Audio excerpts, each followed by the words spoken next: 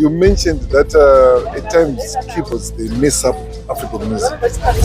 Mono Mukundu is hosting a program called Artist to Artist Monocast, in which he sits down with a band member, session musician, or producer and discusses their lives, triumphs, and challenges.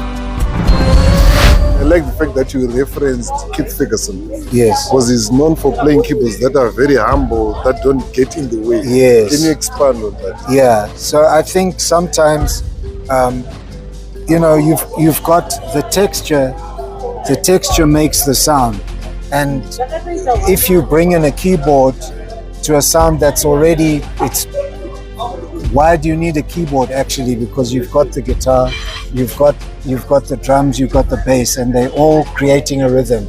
So for me, if you're going to put something in it like a keyboard, then think of what you're doing. Take time over the sounds and make sure that the sound of the keyboard matches the texture of the other instruments. So for me, sometimes the problem is that when a keyboard is brought in, it like overtakes.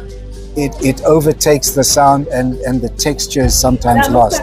So I'm not saying that keyboards cannot really enhance something, make it fatter, or make it sound like we're talking about contemporary. It needs to fit in exactly, and sometimes it shouldn't be dominated, because sometimes for me the sound that is used is harsh, and it just dominates, and it takes away from the beauty of the other instruments working together. Well, it's monosophical.